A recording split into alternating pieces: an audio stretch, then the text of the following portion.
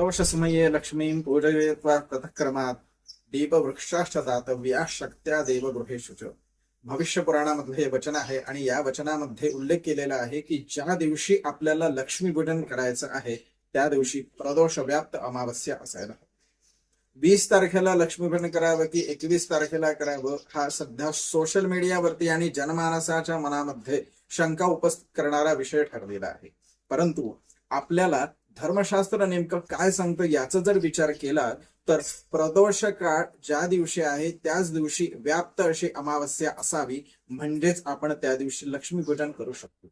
21 तारखेचा जर आपण विचार करा तर त्या दिवशी प्रदोष काळामध्ये संपूर्ण प्रतिपदा असल्यामुळे त्या दिवशी आपण लक्ष्मीपूजन करणं हे धर्मशास्त्राच्या दृष्टीने संयुक्तिक ठरणार नाही. म्हणून आपण 20 तारखेला व्याप्त प्रदोष काळामध्ये अमावस्येमध्ये लक्ष्मीपूजन करून आपण त्या भगवतीची कृपा संपादन करून घ्यायला हवं. नमस्कार.